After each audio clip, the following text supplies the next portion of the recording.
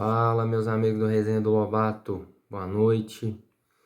Como diria o Galvão, agora em definitivo, mais cedo eu fiz um esboço aí do que eu vi, né?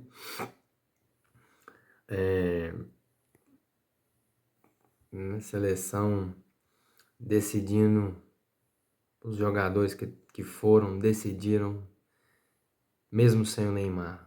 Só que não, né? Mas enfim, vamos falar um pouquinho aí sobre a convocação de semana passada. Eu achei melhor fazer um vídeo só, falando sobre tudo. E semana que vem a gente faz mais um aí depois do jogo contra a Croácia. Mas enfim, goleiros, o Carlo Ancelotti optou por levar os de sempre, Alisson, Ederson e Bento. Alisson foi cortado, o Ederson jogou na vaga dele hoje. Acredito que o Hugo Souza do Corinthians está correndo aí por fora.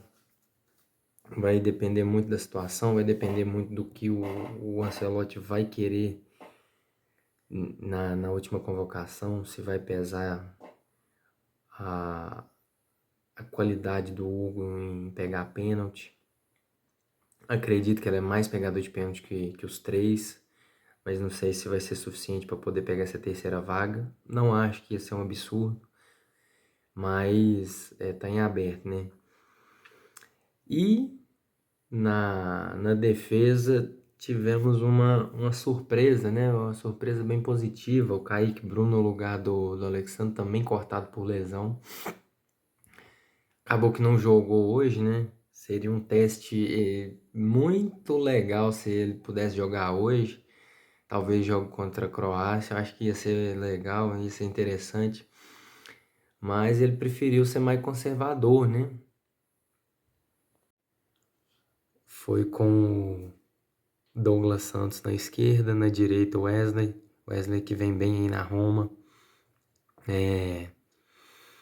Acredito, né, que vai ter outras oportunidades aí pro menino Kaique Bruno, que não tá acostumado com esse tipo de jogo de seleção, né? Nunca foi pra seleção, primeira convocação do menino, se não me engano, no profissional. Mas, claro, compreensível, né? Não ter sido titular, quem sabe contra a Croácia, mas só dele ter ido já é muito interessante. Já é muito bacana, é um menino com um futuro muito promissor. Inclusive na seleção, acredito que tem futuro para ele aí sim. E dupla de volante, né, com o Andrei Santos, com o Casemiro. E o quarteto ofensivo com Matheus Cunha e os Matheus Cunha, Martinelli, Vini Júnior e Rafinha. Bem decepcionante. O Martinelli teve uma boa chance na primeira etapa, chutou na entrada da grande área, passou muito perto. Mas no primeiro tempo o Brasil não criou mais do que isso. Sofreu muito desde cedo. O Mbappé fez um golaço, né, que abriu o placar. E o Brasil tentou pressionar um pouco. Ou melhor, tentou fazer o que o Ancelotti passou, que era jogar no contra-ataque, sair em velocidade, só que não foi muito bem. Partida bem abaixo do Vini, né? Do Vini, do Rafinha. O Luiz Henrique entrou no segundo tempo. Acabou tendo uma escapada ali na direita, só que não foi suficiente. O Brasil estava mal, jogando com a mais, não conseguiu criar muito mais que isso. E eu até acho interessante uma coisa que eu reparei, né? E eu pensei em falar isso semana passada, só que eu decidi fazer um vídeo só. Eu queria comentar sobre a entrevista do Ancelotti pro Galvão Bueno lá no SBT, o Galvão que agora tá no SBT. Eu sou suspeitíssimo para falar do Galvão, gosto muito do Galvão. E até, inclusive, para quem não sabe aí, o SBT vai transmitir alguns jogos aí da Copa do Mundo do Brasil. Enquanto o Brasil tiver na Copa do Mundo, o SBT vai narrar, vai transmitir com narração do Galvão Bueno. E tá tendo um programa lá no SBT, né, apresentado pelo Galvão, levou o Mauro Naves, o Vampeta tá lá também. Foi apresentado semana passada, ou melhor, segunda-feira agora, a entrevista do Galvão com o Ancelotti. E uma coisa que eu pensei em comentar desde semana passada e eu tive a confirmação essa segunda. Pensei, gente, o Ancelotti é italiano. Mesmo que ele tenha influência da Espanha, foi treinador de Real Madrid há muito tempo, ele continua italiano, ele ainda vai prezar muito pela defesa sólida.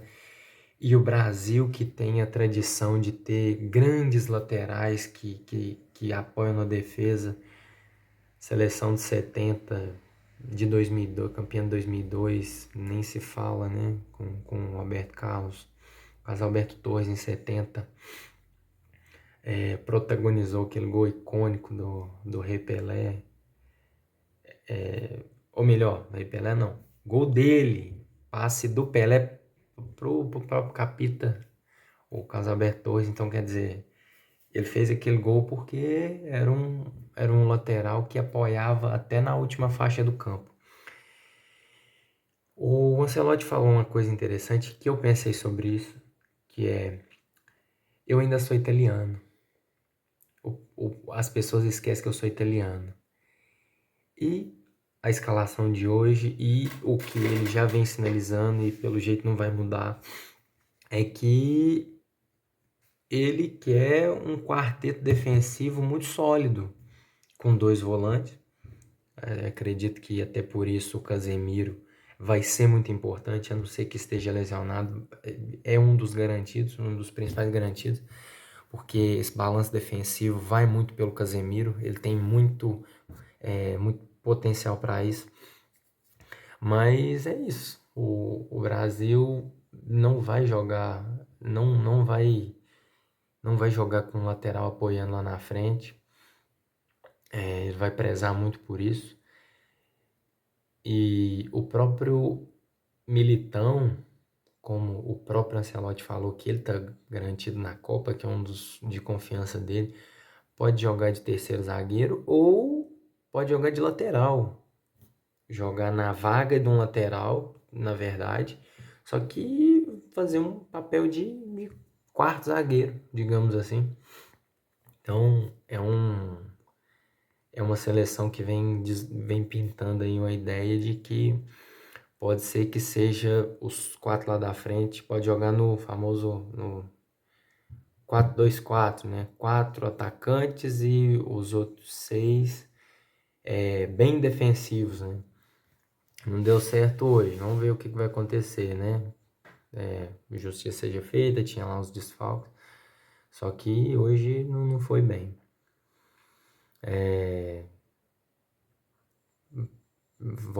Deve voltar Bruno Guimarães para a lista principal.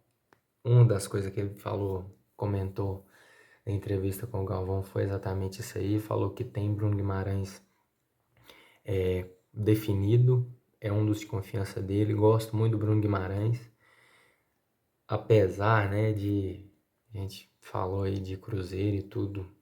Acho que o Matheus Pereira podia ter uma vaga aí no meio, mas o Matheus Pereira é um meia criador de jogada, né? Um 10 clássico, né? Pelo jeito não vai ter espaço para esse tipo de jogador, infelizmente, pelo jeito, né? Vai ser um time bem reativo. Quem jogar na frente vão ser jogadores bem rápidos, pelo que a gente tá vendo aí. E queria fazer um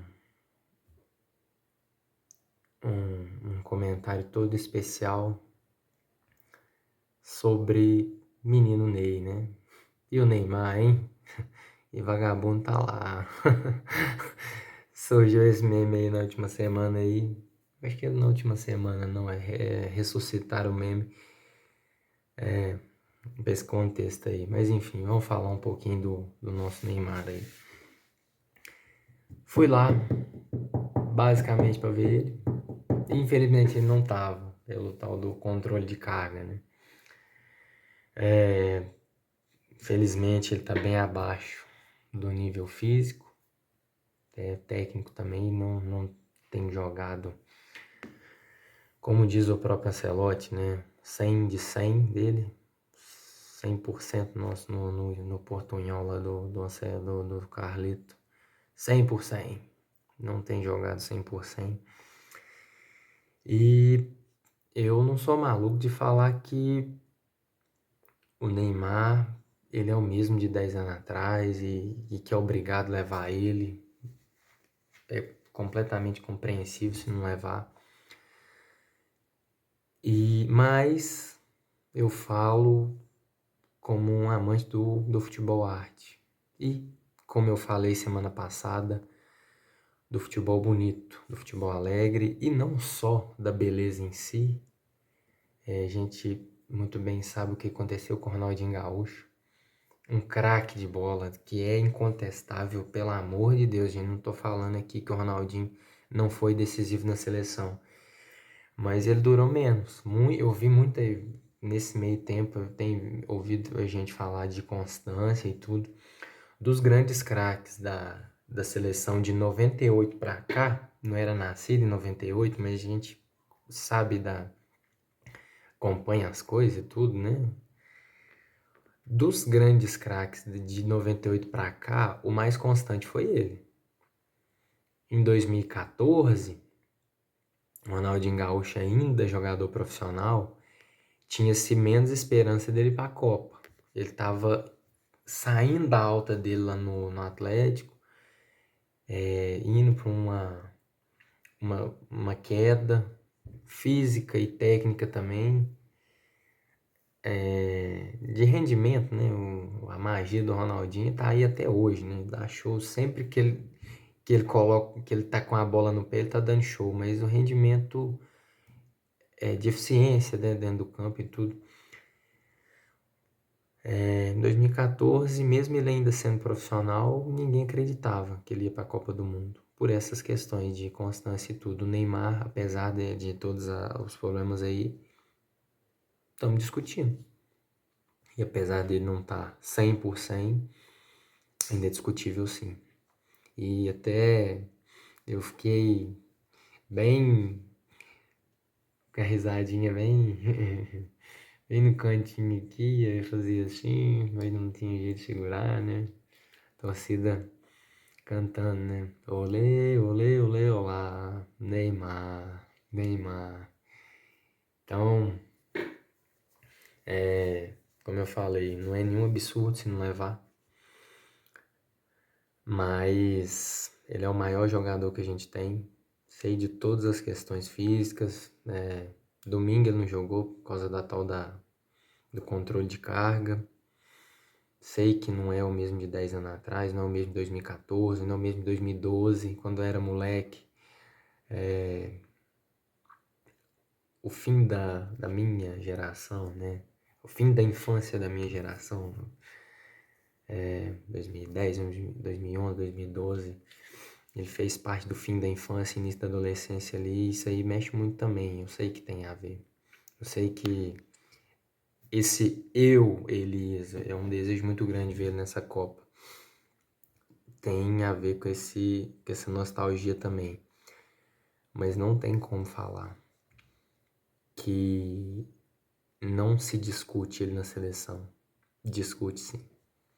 Que o que a gente viu hoje é um ataque que não consegue ter a maestria, a magia e a eficiência que teve Neymar na seleção. É um ataque que Vinícius Júnior, com todo respeito ao Vini, grande jogador, decide muito no Real Madrid, o Rafinha.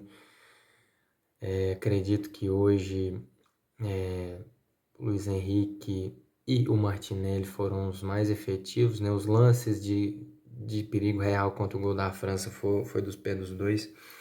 Mas mesmo assim, se discute sim Neymar na seleção. Vamos ver o que vai acontecer nesses próximos meses aí. E se fosse qualquer outro jogador, a gente falaria, não tem que ir, por causa da questão física e tudo. Mas a gente não tá falando de um jogador qualquer. E eu vejo muito pessoal falando aí, vamos dar nome, né? Nem acredito que eu não vou levar processo por causa disso aí. Se levar é porque o resenha tá ficando grande, e isso é muito bom. Já, uma vez eu até falei com o Lobato, eu quero ter total autonomia para poder falar o que eu penso. Então, se for discordar aí, não é culpa do Lobato, não é culpa do Marcão, não. Ele não me influenciou nada, pelo contrário, eu acho que ele, se eu falasse que ele fala, não, dá uma maneirada aí, mas vi Casagrande, vi Mauro César, falando com raiva do Neymar. Tudo bem que é uma análise séria.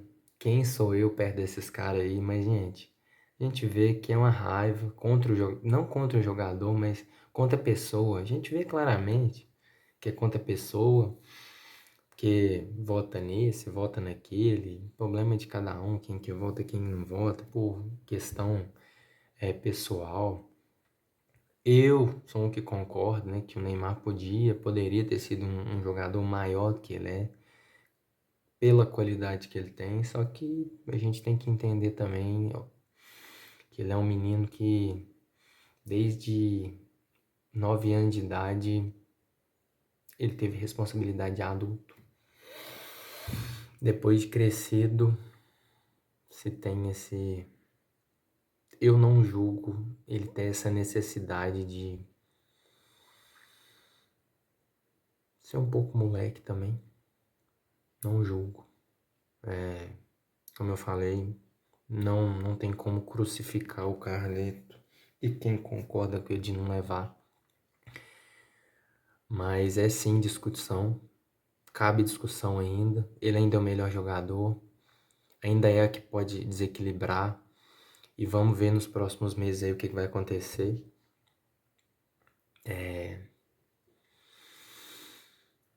E se tiver jogando metade do que ele já jogou um dia, tem que levar sim, na minha humilde opinião, sim. Eu convido a olhar para esse craque de bola, não com olhar de julgamento, mas não anda em linha reta, não. O cara jogou a carreira fora, sei lá. Vamos olhar pelo que ele pode fazer. 1 minuto pode ser que ele decida. E ninguém tem a mesma capacidade que ele tem. Então é isso. Tamo junto. Noite de 26